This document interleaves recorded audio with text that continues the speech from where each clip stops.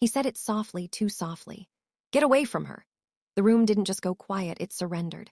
100 powerful guests froze like they'd just watched a death sentence get signed, because they knew what those words cost. Everyone understood, except the man still holding her hand. He smiled, and the boss took one step forward. That's when the girl looked up and everything went wrong. What did she just do? Welcome to Wonderpath Stories, besties. Please like, share, and subscribe. The night it all began, Billie Hampson was not supposed to be there. She had been hired as a last-minute substitute. The original interpreter had called in sick 30 minutes before the most important gala in Seoul's underground social calendar, and Billie's agency had thrown her name into the fire without so much as a warning call. She arrived in a borrowed black dress that was a size too small across the hips and one size too large across the shoulders, her natural curls pinned up in a way that was trying very hard to look intentional, a small translation earpiece tucked into her left ear, and a folder of talking points she hadn't had time to read. Billie was Afro-Korean. Her mother was from Lagos, her father from Busan, and somewhere between those two worlds she had grown into something that turned heads in every room she entered without ever quite belonging to any of them. She had her mother's deep brown skin, full lips, and the kind of curves that moved with her when she walked, and she had her father's high cheekbones and the quiet, watchful eyes that missed nothing. She was beautiful the way storms were beautiful, before you realized you were standing in the middle of one. She had been interpreting for 20 minutes, moving between Korean and English with the fluid ease of someone who had been doing it since childhood, when she felt it. A stillness, not from her, not from the room, but from one specific direction, like a camera lens focusing. She turned, and found Kang Min-ho already looking at her. He stood across the ballroom with a glass of something amber in his hand, flanked by two men in dark suits who stood close enough to be shadows but far enough to pretend they weren't. He was not the tallest man in the room. He was not the loudest. He wore a charcoal suit that had no business fitting anyone that well, and his face was the kind of face that sculptors argued about: sharp jaw, high cheekbones, a mouth that looked like it had forgotten how to smile for public consumption. His eyes were dark. Not warm dark, not soft dark, the kind of dark that had seen things and filed them away and never mentioned them again. He was looking at her like she was a problem he hadn't anticipated. Billie looked away first. That was her first mistake. She didn't know who he was, not yet. She was new to Seoul's upper circles, new to the kind of galas that didn't appear in any newspaper. She didn't know that the room had subtly reorganized itself to keep a 10-foot radius of empty space around Kang Min-ho at all times. She didn't know that 3 men had quietly left the building since he arrived. She didn't know his name was the kind of name that made people lower their voices. What she knew was that something had shifted in her chest when their eyes met, something warm and unwanted and deeply inconvenient, and she was going to do her very best to ignore it. She went back to her work. She interpreted. She kept her face professional, her voice smooth, her posture correct. She did not look at him again. He watched her the entire night. The trouble started 2 hours later with a man named Park Yi-won. He was the second son of a shipping dynasty, handsome in the aggressive, billboard way that men with too much money and not enough discipline often were. He had been drinking since the cocktail hour. He found Billie near the edge of the room, where she was reviewing her notes between conversations, and he decided, with the confidence of a man who had never been told no by anyone who mattered, that he was going to get her number. He touched her hand. He didn't ask. He just reached out and covered it with his. "Beautiful," he said in Korean, like that was permission for everything that came after. Billie set down her folder slowly. She kept her voice very calm. "Thank you, I'm working." A break. He smiled. It didn't reach his eyes. "I can't." He leaned closer. His grip on her hand didn't loosen. I think you can do anything I ask." Room didn't notice. These things rarely got noticed until they got loud, and men like Park Yi-won never expected them to get loud. He was used to the quiet compliance that came with a certain kind of social equation, his family's name on one side and everything else on the other. What he was not used to was the temperature in the room dropping 3 degrees without any windows opening. It came from behind Billie first. A presence. Then footsteps, measured, unhurried, the kind of quiet that was louder than noise, than a voice.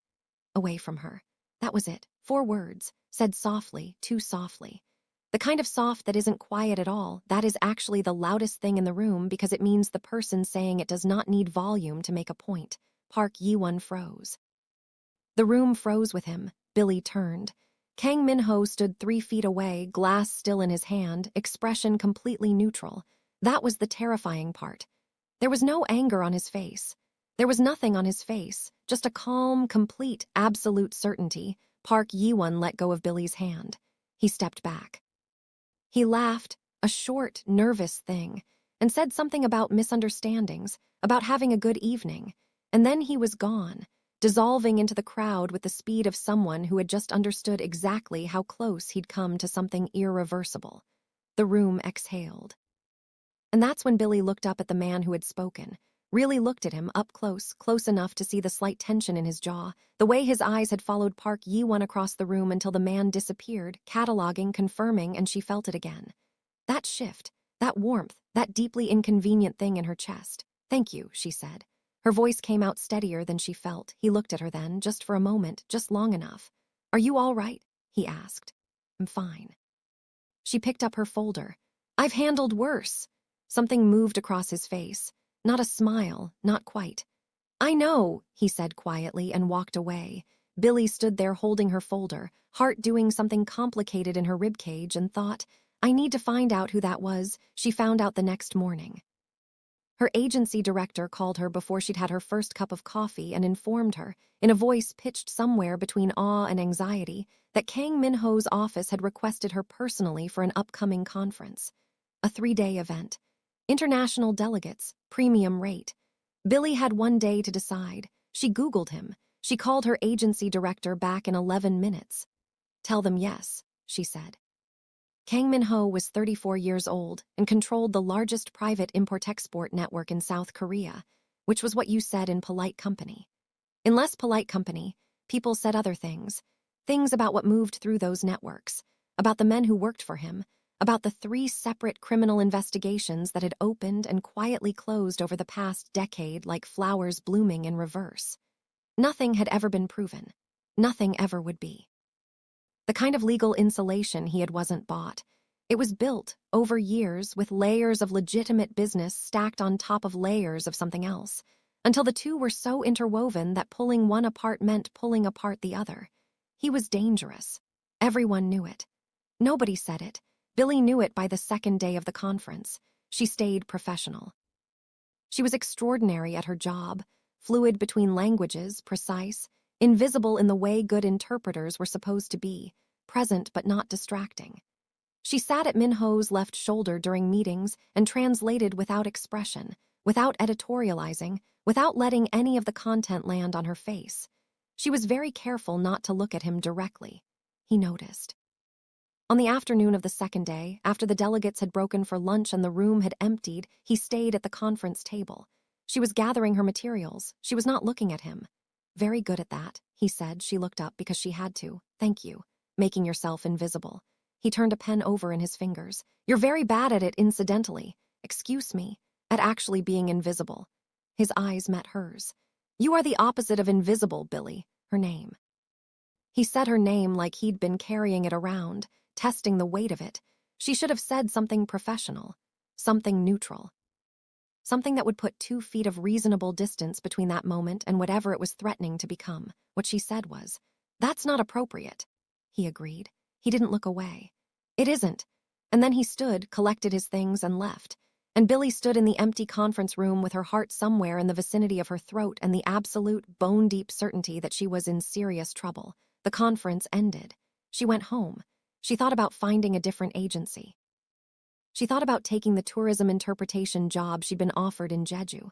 She thought about a lot of things. Then his office called again. A private event. 1 evening. Significant compensation.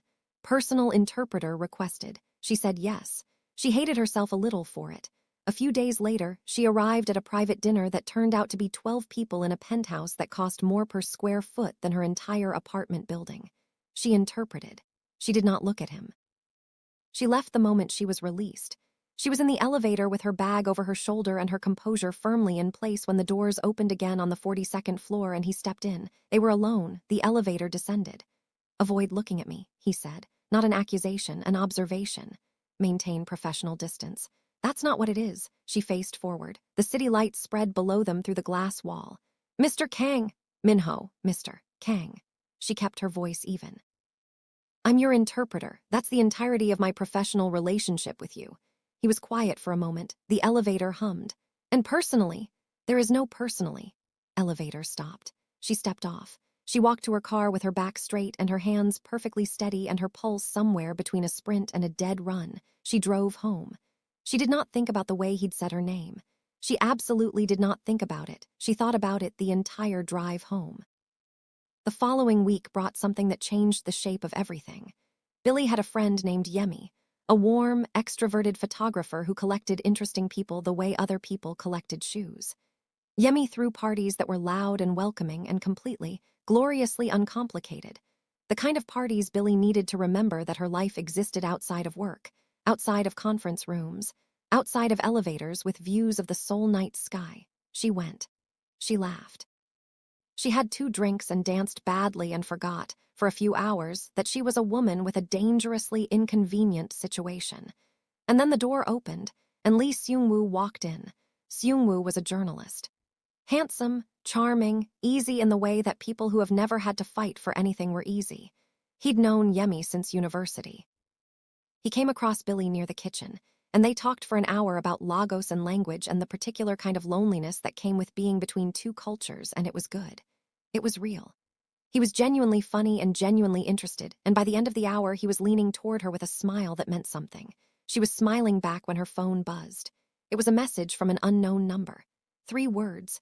Who is he? Billie looked at her phone, looked around the room, back at her phone.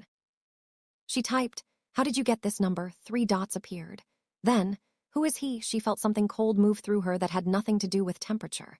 She typed, "That's none of your business." The dots appeared and disappeared. Then, "You're right, it isn't." She didn't hear from him that night. But the next morning, she learned that Lee Seung-woo had received a call from a very important editor offering him a 6-month international assignment that would begin immediately. Seung-woo was gone within the week. Billie sat with that information for a long time. Then she did something that was either very brave or very foolish, and she was honestly not sure which. She found Min-ho's personal number through a contact at the agency, and she called him. He picked up on the second ring. "Did you get him transferred?" she said, a pause. "Good morning, Billie." "You get Lee Seung-woo transferred out of Seoul." He was offered an excellent opportunity. He accepted it voluntarily. Silence that followed was different from the ones before. Softer somehow, heavier. "He was going to ask for your number," he said finally. "You don't know that." "Do, and I didn't want him to have it." Billie sat down on her couch. She pressed her fingers against her closed eyes. She breathed. "You can't do that. You cannot just move people around because you feel like it." "I know. That's not you can't." She stopped. She started again. "Why?" Another pause, longer this time. "Because I'm selfish," he said quietly. "And I'm not done figuring out what to do about you." She should have hung up. She should have. Instead, she sat there listening to the silence between them, and she didn't say anything, and he didn't say anything, and it was somehow more intimate than anything that had words. "Do it again," she said finally. "All right." She hung up. She was furious. She was also something else, something she refused to name. The next time she saw him was not a professional appointment. It was 3 days later, a Saturday, and she was at a market near her neighborhood buying plantain and wondering if she was going to make the recipe her mother had taught her, or if she was going to abandon the project entirely and order delivery. She was holding a plantain and debating its quality when she became aware of a stillness at her back that she recognized the way you recognized a song you hadn't heard in years. She turned. Min-ho was standing 10 feet away in a dark coat, entirely alone, looking at her with an expression she had never seen on his face before, something unguarded, almost uncertain, like he'd surprised himself. "Are you following me?" she asked. "No," he paused. "Not intentionally." "That's not reassuring." "I know." He took 1 step forward, then stopped like he'd remembered something. "I live 4 blocks from here." She looked at him for a long moment. She thought about Seung-woo. She thought about the elevator. She thought about 3 days of trying very hard not to think about him and doing a very bad job of it. "I'm making jollof rice," she said. "If you burn it, you're going home." Something happened to his face then. Not a smile exactly. Something better than a smile, something that started at the corners of his eyes and moved slowly, carefully, like it wasn't sure it was allowed. "I won't burn it." "We'll see," she said, and turned back to the plantain. They cooked together in her apartment, which was small and warm and had too many books and a kitchen that had clearly been designed by someone who had never actually cooked anything. Min-ho learned how to make jollof rice with the focused, methodical attention he brought to everything, asking questions without embarrassment, following her instructions exactly. He tasted it at the end and looked genuinely surprised by his own reaction. Don't sound so shocked. I'm not shocked. I'm impressed. He looked at her. There's a difference. They ate at her small table. They talked, really talked, the way people did when they had been circling each other long enough to be tired of the circling. He told her about growing up in Busan, his father's expectations, the shape of a life that had been decided for him before he was old enough to have opinions about it. She told him about Lagos at 17, her mother's kitchen, the particular grief of losing a language when you moved and gaining it back differently when you returned. He listened the way people rarely listened, without preparing his next thing to say, just taking it in. It was late when she realized the time. Very late. She stood to clear the dishes and he stood too, and they were suddenly very close in her small kitchen, and she was aware of it with every nerve ending she had. You should go, she said. He didn't move immediately. He looked at her for a moment, that quiet, focused look that felt like being read, and then he stepped back, giving her room. Yes, he said at the door. He paused. Billie, she looked at him. Thank you for this. It was simple, unadorned. He meant it, she nodded. He left. She stood in her kitchen for a long time after, holding a dish towel, her heart doing that complicated thing again. The next weeks had a rhythm to them. Professional appointments that bled into accidental Saturdays. Messages that were brief and dry and had a warmth underneath them that neither of them acknowledged directly. He showed up once at her favorite coffee shop with 2 cups already ordered, sitting across from her without preamble, opening his laptop like he worked there. She let him. He showed up again a week later. She had his order memorized by the 3rd time. He was quietly, devastatingly attentive in a way she hadn't expected from someone who ruled his world with the kind of iron that bent other men. He noticed when she mentioned a difficult client once, and that client's company lost a significant contract with Kang Enterprises 3 days later. He said nothing about it. She noticed. She said nothing about it either. He brought her things without announcement. A language reference text she'd mentioned wanting, left at her agency's front desk. Specific spice she'd said wasn't available locally, appeared on her kitchen counter the one time he'd been back to her apartment, placed without comment. Small, specific, quietly obsessive things. She was falling. She knew she was falling. She was falling the way you fell in a dream, where the ground was very far away and you couldn't quite make yourself afraid of it yet. Then the danger arrived, and everything changed. It came in the form of a man named Hwang Yi-sik, who had been Min-ho's rival for 15 years. They had started in the same world, built competing networks, carved competing territories. The peace between them was thin and old, and had been showing cracks for months. Billie didn't know any of this. She didn't know about the shipment dispute. She didn't know about the 3 men Hwang had lost and blamed on Min-ho's network. She didn't know about the surveillance that had picked up her face near Min-ho's buildings more than once. She didn't know she had become leverage. The night it happened, she was leaving a late interpretation appointment in Gangnam, walking to her car in the building's underground lot. She had her keys in her hand. She was thinking about a jollof rice variation she wanted to try with a different pepper blend. 2 men stepped out of the shadows. She had half a second to understand what was happening before one of them grabbed her arm, and then there was a black cloth, and then there was darkness. She woke up in a room she didn't recognize. Clean, blank walls, a chair, a single light. Her phone was gone, her bag was gone. She was not hurt yet, and she understood with a cold, clear certainty that the yet was doing a lot of work in that sentence. A man came in. Not Hwang himself, someone who worked for him. He sat across from her and explained very calmly that she was going to be used to send a message, that nothing would happen to her if Min-ho cooperated, that she should not be afraid. She was afraid. She was also furious. And underneath the fear and fury was something she hadn't expected, the absolute certainty that he would come. She didn't know how she knew. She just knew. Min-ho found out 12 minutes after she was taken. 12 minutes because he had a detail watching the building she'd been in, not because he'd told her, not because she'd agreed to it, but because he was the kind of man who built walls around what mattered to him without announcing them. He had known about Hwang's increasing instability for weeks. He had not, and he would never forgive himself for this, moved quickly enough. His deputy, a quiet man named Sung, brought him the surveillance footage. Min-ho watched it once. He put the tablet face down on the table. He was very still for a very long time. Then he stood and said quietly, "Find her. Everything else stops. Find her first. Resources that moved in the next 6 hours were not small. The Kang network was large and layered and ran through parts of Seoul that official maps didn't fully document. He called in every favor. He burned every bridge he'd been careful about preserving. He made it very clear, through channels that moved fast, that the person who had taken Billie Hampson was operating on borrowed time. He did not sleep. He did not eat. He sat in his operations room with his hands flat on the table and watched the hours move and thought about her voice in the elevator saying, "There is no personally," in a tone that was fighting with itself. He thought about her kitchen. He thought about the way she'd handed him a wooden spoon and told him to stir without stopping. By hour 7, they had a location. He went himself. He did not send people ahead. Sung argued. Min-ho said nothing and got in the car. Billie heard the door. Guard stationed outside her room. There was only one she'd been counting, made a sound she didn't have words for. Then silence. Then the door opened. Min-ho stood in the frame. She had held herself together for 7 hours with a stubbornness that was mostly anger. She had not cried. She had not begged. She had sat in the chair and thought about her mother's voice and the smell of jollof rice and the specific gray of Min-ho's eyes when he was watching her work. She fell apart the moment she saw him, not completely. Not dramatically, but her face did something involuntary, something she couldn't prevent, some collapsing of the walls she'd built, and he crossed the room in 3 steps and she was in his arms before she could think about whether that was a good idea. He held her. Tightly. His hand at the back of her head, his heartbeat against her ear, steady and fast at the same time. "I'm here," he said. His voice was rough in a way she'd never heard before. "I have you." She let herself hold on, just for a moment.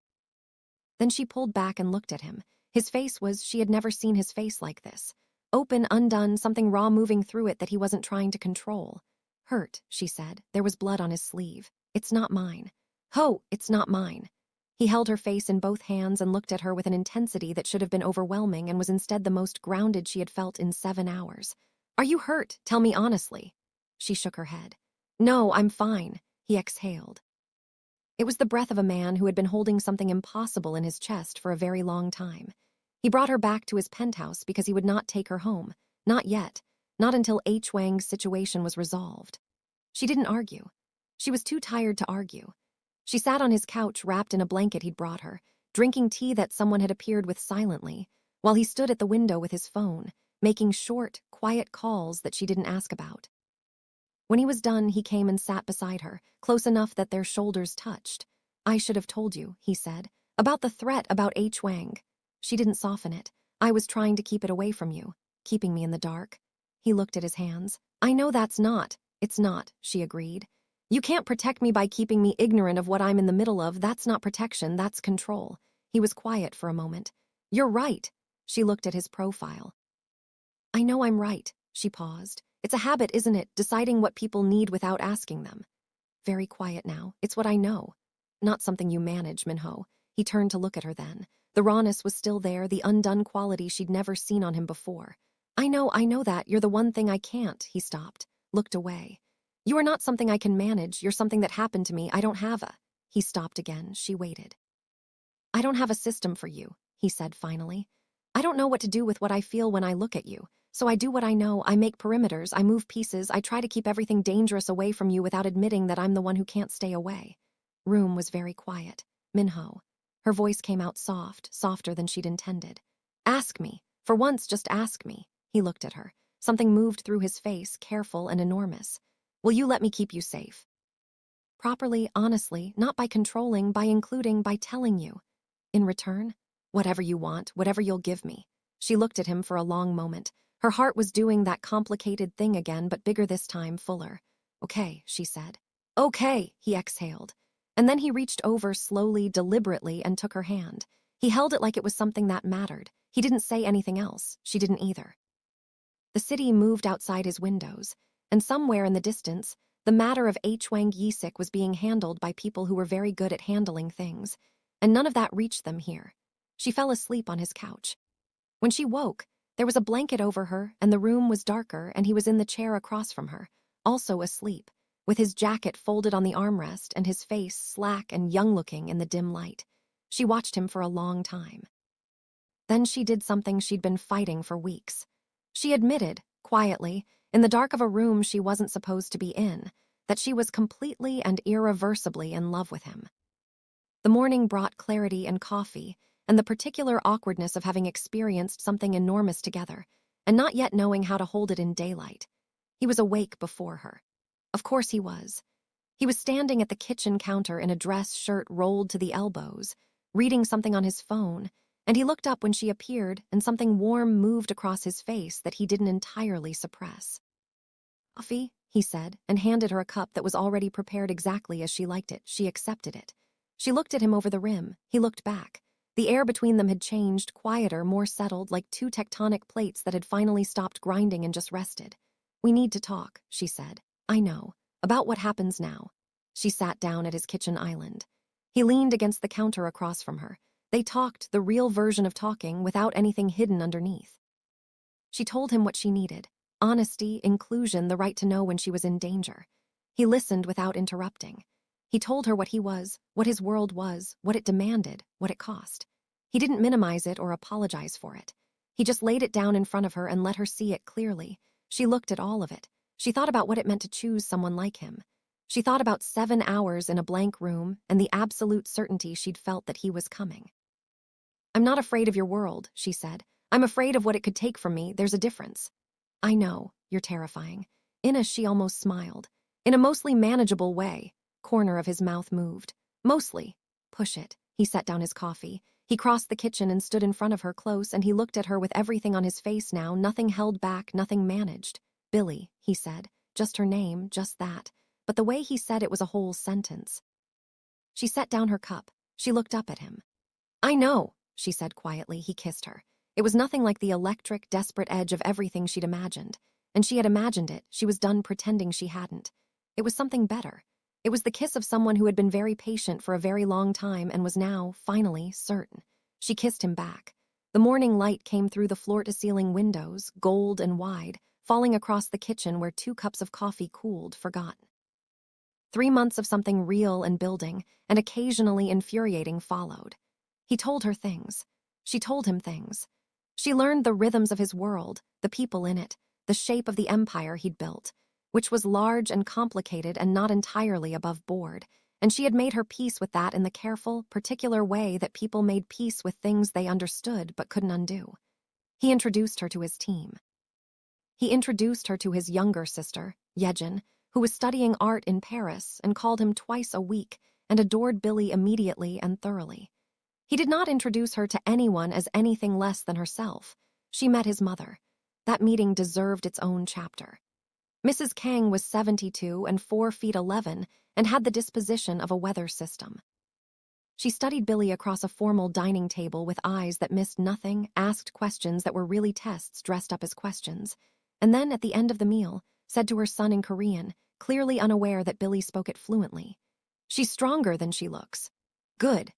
Billie kept her face perfectly neutral. Min-ho caught her eye across the table, and something laughed in his expression even though his face stayed still. Things were good. Things were, cautiously and with appropriate suspicion, good. Which is why, when the blow came, it hit harder. It came from inside. A member of Min-ho's organization, a man named Choi who had been with him for 8 years, had been quietly building a parallel relationship with a rival faction. Choi knew things. He knew about the network, the operations, the people Min-ho trusted. He also knew about Billie. And he decided in the calculus of his betrayal that the most valuable thing he could offer wasn't business intelligence. It was her. He arranged for compromising footage, doctored carefully by someone skilled, to surface suggesting Billie had been involved in passing information, that she had been placed close to Min-ho deliberately, that the entire thing had been orchestrated. Billie saw the footage before Min-ho could contain it. She saw it because Choi, with the particular cruelty of someone who wanted to watch the damage land, sent it to her directly first. She sat with it for 2 hours. She thought about what it would look like from the outside. An Afro-Korean woman who had appeared in Min-ho's orbit at a strategic moment, who had inserted herself into his professional appointments, who had been the one to reach out first with the phone call that started everything. She thought about his world and what rumors meant in it. She thought about the danger it would put him in if people believed she was a plant, an informant, a trap. She thought about what he would do when he found out. Not whether he'd believe it. She trusted it in a way she hadn't trusted many things. but she thought about the position it would put him in. The suspicion. The cost of keeping her close while his people doubted. She packed a bag. She wrote a note, not an explanation, not a goodbye exactly, just enough words to say, "I'm not what they're saying. But I can't be the thing that damages you. I'm sorry. I love you.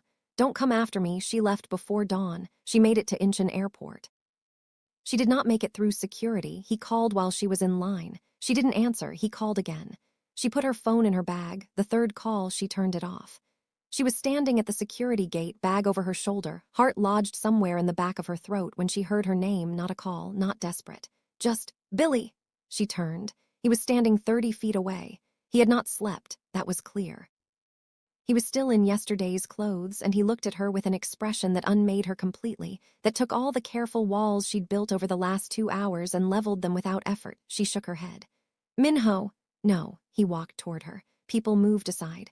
"No. I read the logic," she said quickly, keeping her voice low. "I know what it looks like. I know what it costs you to. I don't care what it costs. Your organization, your people. Do you think I care more about my organization than I care about you?" His voice was low, controlled, but underneath it was something that shook. "Do you actually believe that?" She looked at him, her eyes burned. "I think you should." "Well," he stopped in front of her, very close. "I don't, and you don't get to make that decision for me. The footage is fabricated. Choi is already being handled." His jaw tightened. "He will not be fabricating anything again." "People won't. My people follow my lead, and what I'm leading with is this." He took a breath. Something softened in his face, something that had been held tight for however long he'd been awake and running to get here. "You leaving does not protect me, it destroys me. Those are different things, Billy. You need to understand the difference." She closed her eyes. "Look at me." Quiet, absolute, she looked at him. "Love you," he said. "I am not explaining that or qualifying it or managing it anymore. I love you. I've loved you since the second time I watched you look at Park Yi-won's smile across that ballroom and looked utterly unimpressed.